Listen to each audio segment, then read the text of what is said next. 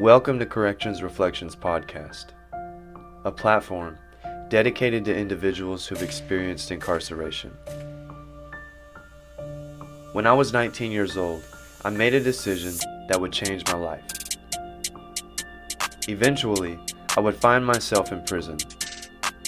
And when I got out, I made it my mission to help give those who faced incarceration a voice.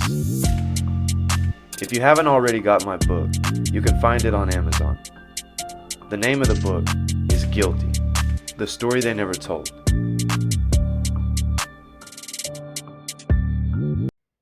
Yeah. So tell me a little bit about maybe the second time you got arrested. What led up to that? The second time, yeah, mind you, I've been arrested like 10 times. Shit, tell me. Yeah, Like what? like- Okay, so what was the most serious charge you got arrested for? Possession with intent to distribute. How much did you get caught with?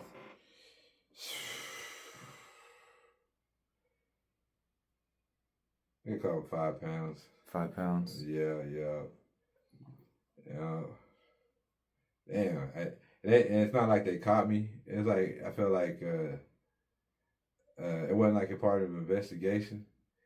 But when they pulled me over on that one, I had like 5 cop cars pull me over. So like somebody snitched on me or somebody like gave a tip on my vehicle.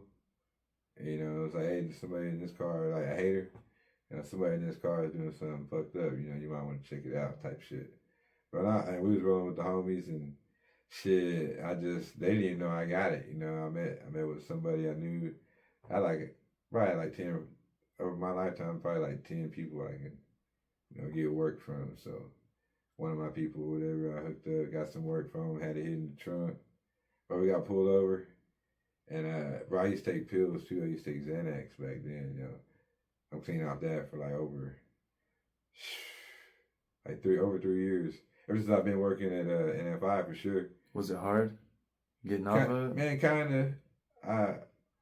I wouldn't want to say I felt like I was addicted, but when I look back on it, I was an addict. But I was hustling so much that making so much money, it felt like I had endless supply. People just come and like sell me the whole scripts for some weed, bro. I was like, I had bottles of that shit, so I was just popping them, giving them out. So I'm sure I was getting fucked up, but bro, I had like a tolerance on it, bro. It was like, yeah. Tell me about some of the crazy stories you did on Xanax.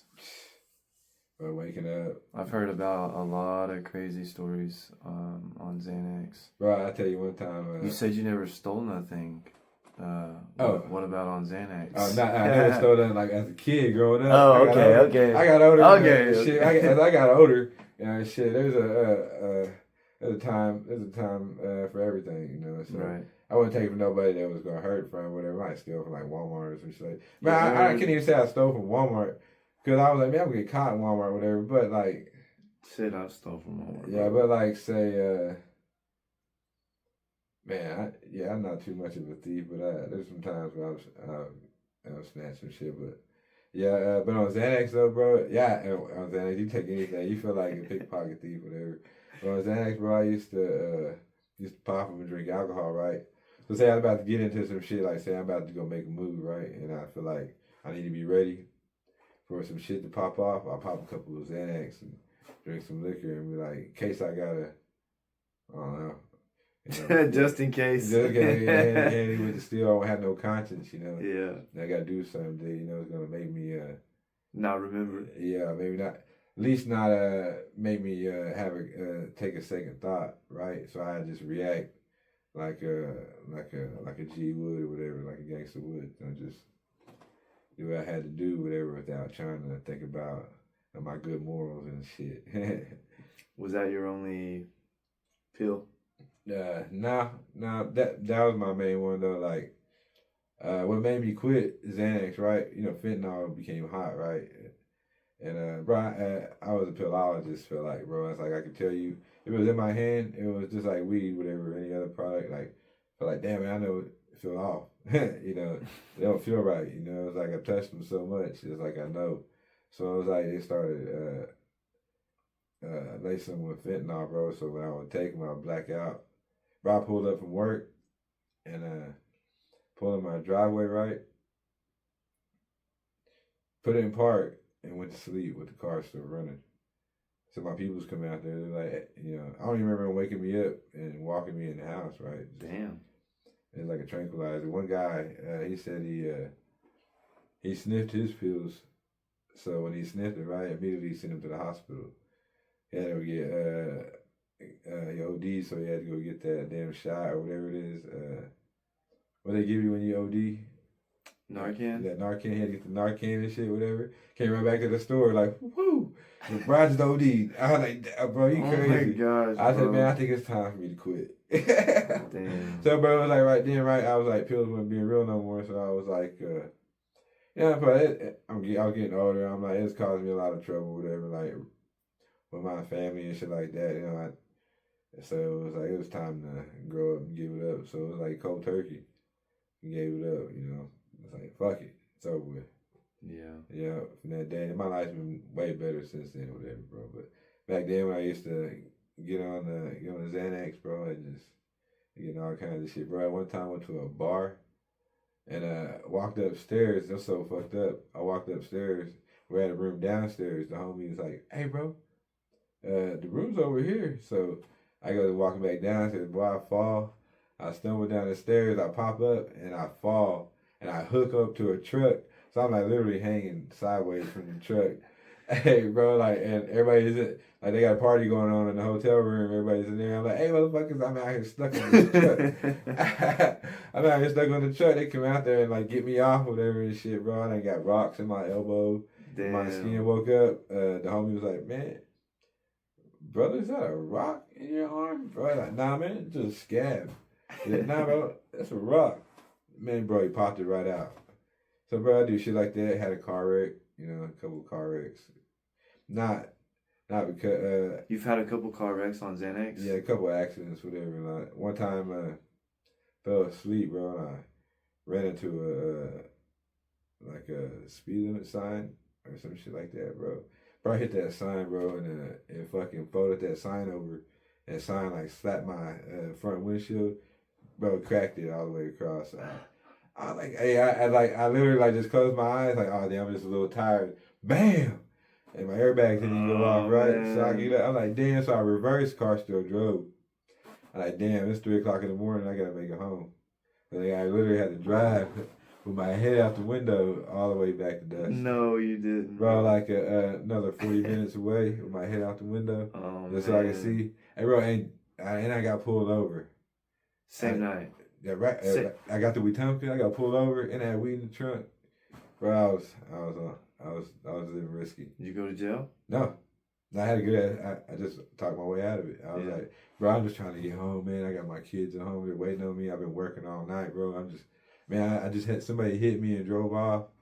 I was like, bro, I'm just trying to get home. And if he pops open the trunk, there's like 4 pounds there in a scale, big ass scale, whatever you weigh like food on. Bro, I used to have that because I used to weigh the pounds, whatever, because small scale was too small. So I need something to weigh, big weight on. Yeah, bro, and I had to do that shit, whatever, and like, man, I was trying to get home with my kid. They looked at me with the light, whatever, and they was like, all right, man, get the fuck out of here. Got a car, started praying. Oh, thank the Lord. Oh my gosh, bro. Jesus. I know you was tripping. Bro, I was driving home, bro, I was shaking. I was like, oh shit, gotta smoke. Yeah. Bro, no you didn't, bro. Lit it up right there. No, you didn't. I was like, bro, I got smoke, calm down. Like, damn, that was close. I could have went to jail. Like, so like, there's a bunch of times I had close calls before I actually went to prison. Yeah. At times I had been pulled over, and so I dealt with police and being pulled over so much that, but it was like, all right, here we go again, Here we go. Every time you got pulled over, were you expecting to go to jail? Were you just ready? Yeah, I waited to see if I seen backup.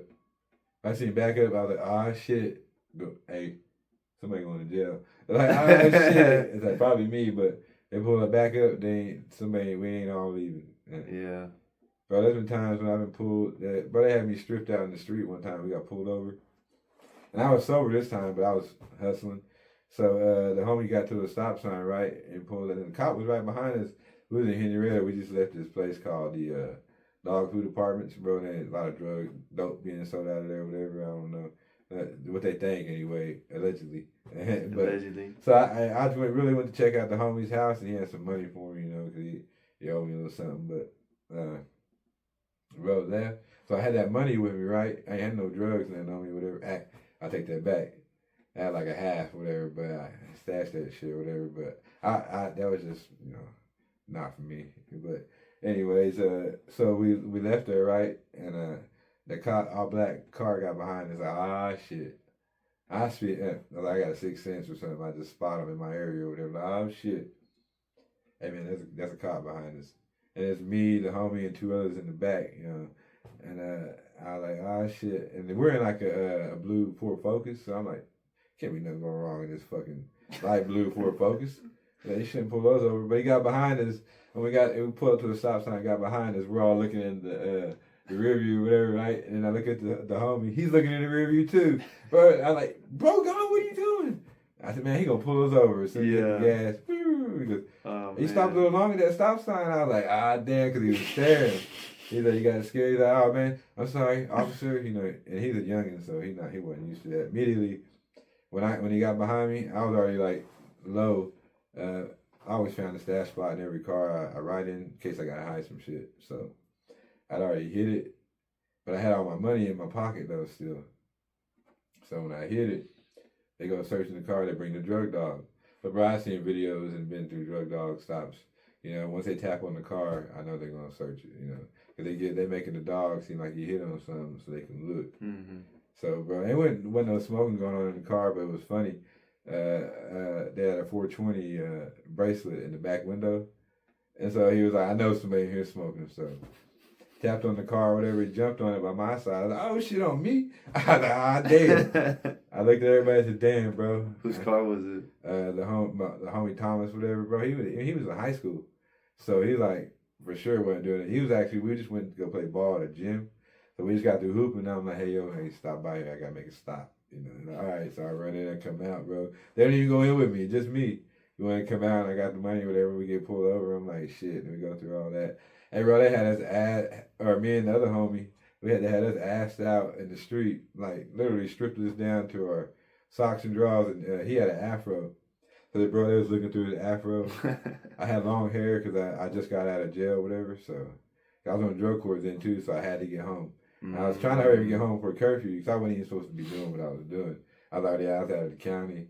I was like, oh yeah, as long as I get back by 9, I'm good. We got pulled over like 8:45, bro. Oh like, man, oh, shit, bro. cutting it close. Bro, cutting it close, bro. So I'm like, I gotta get home. I'm like, shit. And then so the other two, they quit fucking with the other two. My white homie and my the driver, whatever, they quit messing with them. So they're messing with me and my black homie or whatever. So they're looking through his, checking through his pockets. They got me and my out there bare feet and my wife beater in shorts, and they're talking to each other. And they're like, I think it's in his ass. I was like, man, oh damn. I said, bro, if y'all fucking strip search me and look at my ass, I'm suing, bro. Ain't nothing up there. I think it's in his ass. Yeah, they was like, I said, I'm suing if y'all fucking do that shit. Man, y'all get the fuck out of here. And they let us go. Right then. I said, man, damn. So what the fuck? Bro, so I had to put all my Bro, that's weird. Bro, I had to hurry and put all my clothes on. They was going to take me downtown. In the middle of the street? Bro, no, they was going to take me downtown. They was about to take me downtown and have me. No, but y'all was in the middle of the street. Yeah, middle of the street, bro. Where was this? In Henrietta. Henrietta? Yeah. What the hell? Just about a block away from the police station. You go down Caddy Corner or whatever. Yeah. Bro, they had his ass out. And then on top of that, I'm on drug court, so we get house checks, wherever, right? So my compliance officer was at my house. It was at all nights. It was waiting on me, bro. So, but when I got there, he left. So I called him up on the cell phone. I'm like, hey y'all, I was walking home and I just missed you, whatever. He was like, I said, hey man, can you come back? I'm ready to do my piss test, whatever you gotta do. He goes, nah, I'm just gonna give you a warning. I'm gonna go ahead and get out of here because it's too far out. I was like, bet. So. Man. Bro, he left, bro. I was stressed. I was like, I'm going to go to jail. I'm going to get violated in court. How was drug court for you? Bro, that shit it's not easy. Yeah, in Okmulgee County? No, Hughes County. Hughes County. Hughes County. And actually, it's crazy. I got the charge in Potawatomi County and another charge in Seminole County. So they was making me do drug court for Seminole County, but I didn't live there, so I had to do it in Hughes County. Because I lived in Dustin, whatever. So, but I was going to court, whatever, and there was drug court for the first couple of weeks in the Seminole County. Cause I knew everybody over there. I was selling weed to everybody. They was selling weed for me. So I was like, I'd get weed and just front everybody, and, whatever, allegedly. Now I've been charged when the statutes of limitations over. It's 5 years. How was your operation whenever you fronted them? Were they pretty reliable? Yeah, bro. I only fronted people in trust, and like, if I couldn't trust you, you burn me once, whatever. I was like, fuck it. I'll take it as a loss. I can't. You'll never get no work from me again. You know? So you just fucked up your connect. So. Right. So ride in front of them, go pick up work, whatever, pick up the money. So it got to where, I grew up hand to hand, and then eventually I just got to, front people, so letting them sell it for me. Yeah. Yeah, treat it like a business. I try to be real professional about it, so took pride in it a little bit, whatever. So I used to keep books. The only thing I wasn't responsible with it, invest in myself and save that or start a business or some shit like that. Just blew it like it was gonna keep coming back forever. A lot of people think that hustling is the fastest way to wealth. Yeah. But a lot of the time, hustlers don't even know how to spend the money. Yeah. Yeah, for sure. Bro, I'd take $1,000 to the club, right? And what I would do is when I get money, I put it in a band and then throw it in the safe. So if I wanted to spend it, we go to the club, everybody's on me. I take this band, I'm spending this whole band, and I ain't worried about it. I kind of wake up, I get back home, wake up, the rubber band in my pocket only, but I ain't worried about it. I got money in the safe, I just take it. So everybody was spoiled. There was a moment in time where everybody was spoiled off me, like, I bought for you. If you with me, you ain't paying for nothing. I got you, Living that, like a boss lifestyle or whatever, I want to take care of everybody. I feel like and I gave people good prices. Try not to make no enemies, because you make enemies, you make snitch. You get people who want to snitch on you, turn on you, shit like that. So if I had a hater, they really didn't. It was really a hater or whatever. So either you didn't know me or you just wasn't getting no work from me or whatever. So Did you have quite a few haters? Not a lot, but I had some. I had a few, and they'd hate in the shadows, so I didn't really know. Yeah. Do shit like call in on me or something like that, whatever. So, but you ever experienced, or somebody from your crew experienced getting robbed? Yeah. Yeah. Yeah. Hey, bro, I ain't been robbed. Okay, I take it back. Hey, homie, ain't no shame in it, bro. I've been there too. It's not like I ain't never been stuck up. Like, hey, give me your shit. I've been stuck up. Shit. Well, actually one time I got jumped, bro, and they took my shit, but they didn't know they was robbing me. They just took my shit because they didn't want me to get to my gun. So it was like, I take the bag, and sure, brother ended up having some shit in there, had some weed and some money in there, bro. That was a big loss right there. That was a good loss right there. And I got my ass whooped right up in the hospital. Bro, I was about to shoot everybody. I was like, they started beating my ass, whatever. I was like, fuck that. Get my gun. I'm about to shoot this whole house up. I said, shit. Man, one time I was selling some dope, and I had this dude. I was over at some, the Green Country Inn over there by the Pig Palace. Yup. I was selling dope over there, and had this dude hit me up, want to come through, and he did. And I felt like I could trust the dude enough. You know what I mean? Thought I knew him enough. Yeah, bro. I thought I knew him well enough. So when he pulled up, and hustling was nothing new, So yeah. I tossed him the dope. And he was the passenger in somebody else's vehicle. Yeah. He pulled up. We started talking. I tossed him the dope. He's checking it out. I'm sitting there staring at it with him, letting him check it out. And he pulled a gun, bro. I took off running. I didn't even... Hey, Shit, you can have, I'm gone. Yeah. He pulled a gun and they squealed their tires and took off. Yo, damn. Yeah, That's fucked up. yeah. The only time I ever tried to sell some weed, I went to go sell an ounce of weed in Omongi. Yeah. And dude came out.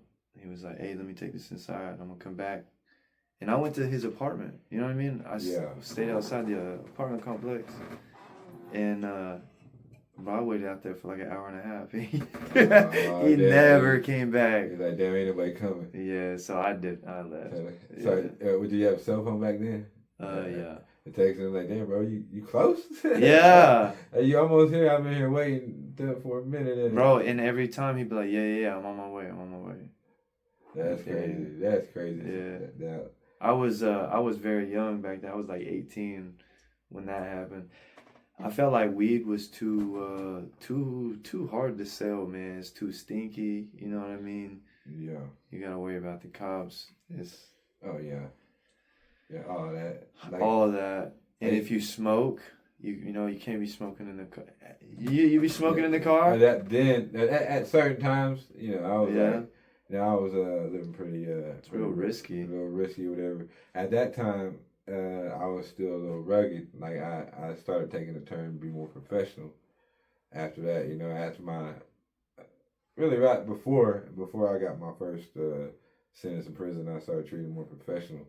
I had a cousin, right, bro. He used to he was a hustler too, right? So he like would dress nice, like, bro. And then one night, bro, he took me and my homeboy out, whatever, to the clubs and stuff. Like showed us what doing stuff like that was, like dressing nice, going to the club, spending money, you know, and living kind of like the luxurious life, kind of like, right? 'Cause they had money and everything, bro, nice rides and stuff. So we was like, damn, bro, this is nice. I want shit like this. And I was hustling, right? They used to call me there's one connect used to call me Busy Bee, because I always busy, like I always had the money, you know. Anytime with a friend, I always had the money or whatever. So it got to be where, bro, they would just they was fronting him, and then the guy that was fronting, they would front it all to me because I was getting rid of it fast. Like I was just known for smoking first. So through smoking, you know, made a lot of connections. And I used to have a ball team, right? And we would travel and play, and or people smoke at the tournament. So I'd take product with me and get sold at the tournament. So I'd never go anywhere without nothing to sell, because I'm leaving with some money. You know, I'm about to spend some money, I'm about to get some money. So bro, I just kept it like that all the time, bro.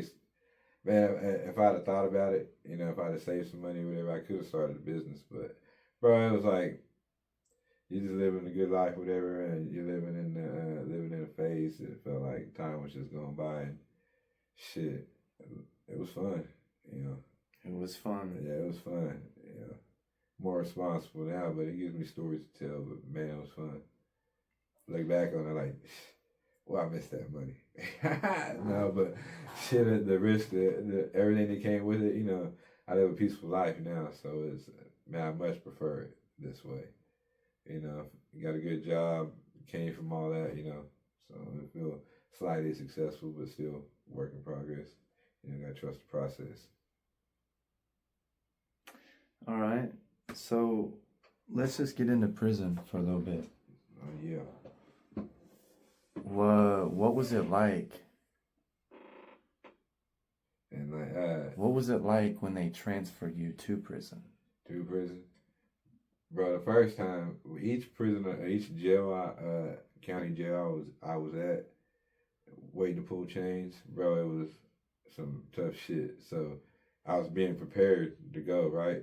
Immediately, you're working out every damn day trying to stay ready, so you got to get ready. So it was like, when I went, you know, I was mentally prepared to go. Bro, I've been watching all the damn prison movies too, you know, Blood In, Blood Out, all that, like mentally getting myself prepared. Like, this might be what, you know, you got to go through some shit like this. You need to know what's going on.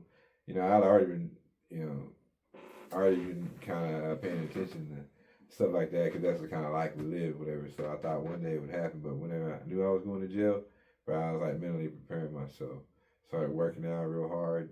You know, started trying to figure out ways to make it in there. But bro, when I got there, whatever, it was like, all right, are you gonna have to fight right away? What's up? You know, feel the environment. You know, it's always tense, so you can feel it. You can feel it in the air. You know, so going to A&R, bro, is something different. You know, getting to prison was easy, but getting through A&R was pretty tough. Cause that's like it's a maximum security. You know, 23-1, bro. That's not easy. So and then seeing A&R in Lexington or whatever, you're like, damn, it's all the razor wires and everything. You're like, shit, it's pretty intimidating. You're like, oh shit, you know. All right, let's see if you find somebody you know. You know. What was it like walking onto the yard for you? For me? Yeah. Bro, the first yard? Yeah. Bro, okay, after I leave A&R, they take me to Dick Connors in Hominy at the minimum. Bro, I know some people there, right? Run there like, hey, boo. You know, like, what you doing here? I'm like, shit, you know, got busted. Shit. I had locked up. What you think? He's like, oh, shit. For that weed? Yeah, for some weed? Yeah, you already know. So, hey, bro, and they give me the rundown. It's because, you get there like 3 o'clock in the morning. Or you get there before that, but by the time they actually get you there to your rack, it's early in the morning. So, bro, getting ready to walk out on the yard, we walk straight around the corner after we eat chow. They're like, hey, man, let's go walk around the yard. You know, they got their little dirt track where you see everybody's been walking, bro. And I look, and I'm like, man, bro, what the fuck is that?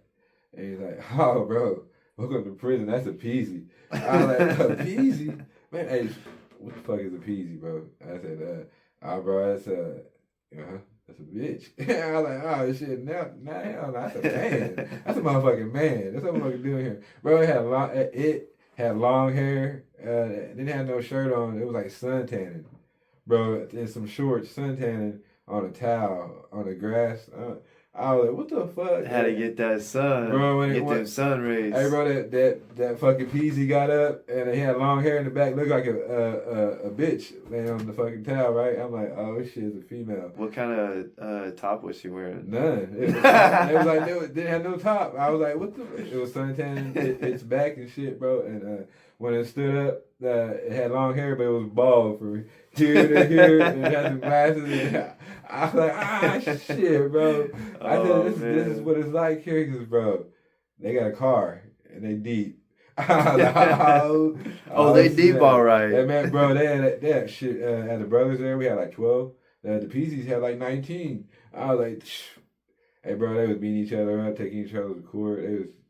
I thought the natives were bad, man. The Peasies were beating the shit out of each other. Or they had one, the King Peasy, whatever. No, that motherfucker. The Queen? Yeah, the Queen Peasy was beating the shit out of the all Queasy. of them got a line. If they said something, or they did something like, that Queen Peasy treated him like a pimp when smacked him up, get back in line. Damn. Bro, so we had like 12, 14 of us, bro. That's so funny, man. Hey, bro, it was funny. I was like, damn. So every day, and it was funny is it would be the hardest dudes that were getting caught being sneaking around with them. We would see it because you see everything. You're in the especially when you're at the minimum, bro. It's like a wide open dorm, bro. And there's a wall that separates east and west side type shit, and racks everywhere out in the open, bro. And then cells all along the sides, bro. And so you would see when people were sneaking in the cells and shit, trying to sneak in the corner. No, like, bro. Hey, check them out. Check them out. Hey, so they're going there with that. Damn. Because, bro, there was like 19 of them, so they was like all over the unit. I was like, damn. Bro, it was crazy. That's crazy, bro. And then I had a big old... At a minimum? At a minimum. Oh, man. Bro, that's a lot. That's crazy, there was bro. less Native brothers than there was Peasies, bro. It was like, bro, so we was all kind of close. It was kind of close there too. And plus, I knew like 2 or 3 guys that used to sell weed too, bro. Sell work too, so bro. And so that made it like easy for me to transition because they was like couldn't wait to look out for me because I looked out for them. So there you go. It went a long ways for me, handling the shit the way I did. So, So that you treat people the way you want to be treated, shit. That's right. But there's some people, you just gotta cut ties with, fuck them. How long did it take for you to adjust to prison? Shit, you feel like it was natural? Yeah. Yeah. bro. Because Omoe County was so bad, right? So I was already doing my push-ups, everything in Omoe County. Like had a routine. I was like, I got, first thing I know, you gotta get mentally strong and build a routine. If you're gonna do this time, you're gonna have to, do this time. You're gonna get through it. So you have to, keep yourself strong, keep your mind strong. So, bro, I was already doing all workouts, and then when I got to the prison, there was a yard and a basketball court out there. I was like, shit. Shit, yeah, you hear me? Bro, we didn't What have the weights. heck? We didn't have weights, but bro, we had. It was so crazy. We had 2x4s with cinder blocks on the ends of them for our bench pressing, and we was curling cinder blocks, bro, and we had mop sticks with blocks on them, bro. It was. Did crazy. you ever make it to a yard with free weights? Yeah. Yeah. Yeah, I went to Granite when I got to Granite. At When I went to lower security from Dick Connors, went to Granite. Now, mind you, when you go to lower security, I didn't work out for like the first week because when you do something good in prison, native brothers that beat on your legs, bro. Yeah. Bro, they beat on your legs, bro. It's like why? What? Wow. Nah, you was probably helping them. Hey, after the first time when I seen it happen, it was like a shock to me. Like, I'm sitting on the chair, bro, and it's his brother's birthday, right? They do it on your birthday when you go to low security. When you graduate, you do so you get a certificate. Anything good. Anything good, bro. Anything you a good. good brother. This is gonna be an incentive not to come back. So I'm like, shit. I'm chilling with the homies, whatever, in their cell, whatever, because I know them. We're just topping it up, Like, what's going on out there? Because they've been locked up for a minute. So I'm giving them the rundown, what's going on in the streets, And bro, next thing you know, brother comes in, they tackle him. Start beating on his legs. Get him, Heights. Get him, Heights. Get him. What'd he do to me? I was like, no, it's his birthday. I said, this what y'all do? The brother started laughing. Hit him. So they held his leg, and I had to hit him a couple times. Boom. Put it on him, whatever, and no diddy. And Pause. Yeah, pause, bro. Bro, I hit him. Pause again. Yeah. But bro, they jumped him, whatever, and started beating his legs, and I got him, whatever, and I was like, man, I felt bad about it, right?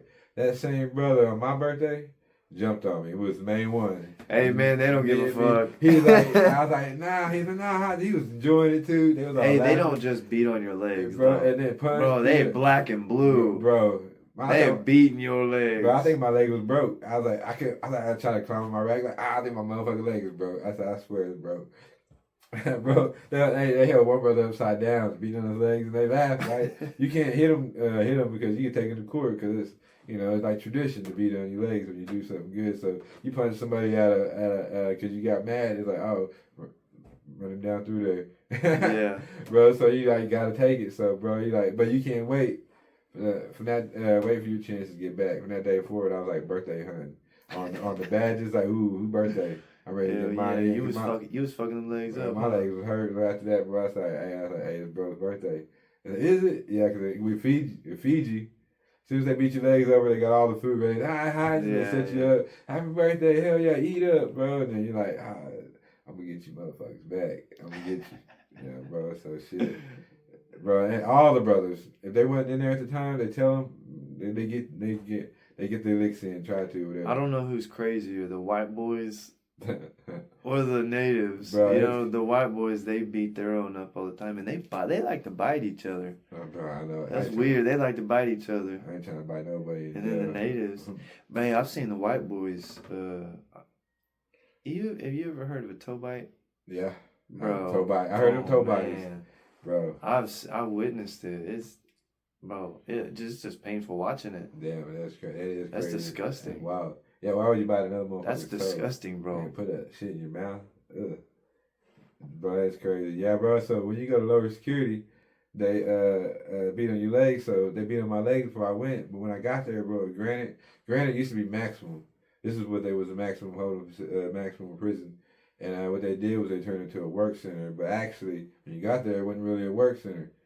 It was like a wide open gang yard where they thought they were sending all the blacks, the Hoovers, the Crips, the Mexicans, the white, everybody they thought that was going to be affiliated or were affiliated. They thought whatever, they sent them down there, bro. There was like 1,000, 1,200 inmates down there, bro. And it was, the gates were all open. They would lock them at 10 o'clock, but 4 in the morning, they opened them bitches up. They're open all the way, all day until 10. Bro, so it was like we had all the weights from all the prisons. They took them and they brought them to this yard. And so they put them right outside the basketball gym. So, bro, I was like, I ain't gonna lie, prison sucks, but bro, it was like I was at basketball camp. I was in heaven. All I would do was not really. I hated this shit, but I work out all day and go in the gym and play ball. It was like then go back to the rack, read, educate myself. I had classes all day too, because I was doing everything I could do to get my time reduced. So I was like, shit. I mean, Yeah. I got like I was like the model inmate, whatever. I had all my certificates and shit, whatever. Hey, bro, I be in class reading, right, and all the guys that be listening, they're like, all right, somebody else read. They're like, man, no, I like the way Pigeon read. Hey, Pigeon read good, don't he?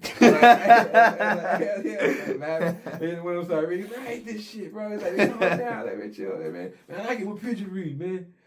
Bro, it's so funny because they used to think I was a young buck. They used to treat me like I was young because I look young, but shit, I was an OG, like, I was in my 30s, bro. And so they were like, hey, man, go take that dude to court. I said, bro, I'm fucking almost 40. I'm 35, bro. What you talking about? I'm 33 and shit. I said, what you trying to do? I said, I ain't 18 or 19. I said, oh, bro, you ain't? How shit, I'm sorry, school. Hell yeah. Yeah. Like, yeah, bro. I said, I had to take one dude to court. So how old are you now? Shit, 39, bro. 39. Probably 40 on my birthday in June. Shit, you look 29, homie. I know. I got a son that's 21. I know, that's crazy. I know it. I got a baby that's 11 months, so I'm, starting all Hell over. yeah. Bro, that Hell shit, yeah. that's crazy. The weights, bro, we got, you get big down there. You eat, you go work out. Bro, imagine being down there waiting in chow, and there were 1,000 inmates and waiting to go in the cafeteria. Bro, the line was stretched all the way out. Bro, it was a big yard, so it went all the way out the cafeteria, all the way down in the middle of the yard, whatever. And it'd be just rows and rows. Bro, Yeah. it was no cutting policy for a little bit, because folks be cutting, because the line's so damn long, like, fuck this, I ain't cut, I'm cutting. But, we wouldn't cut, we wait in line, but some people would cut, and it was like frowned upon, so we had a no cutting law, so anybody cut, it was going to start a race war. I was like, holy shit, over the trays. Thanks for tuning in and being a part of this channel. If you enjoyed this one, leave us a like, comment, and subscribe. Be sure to follow us to stay connected.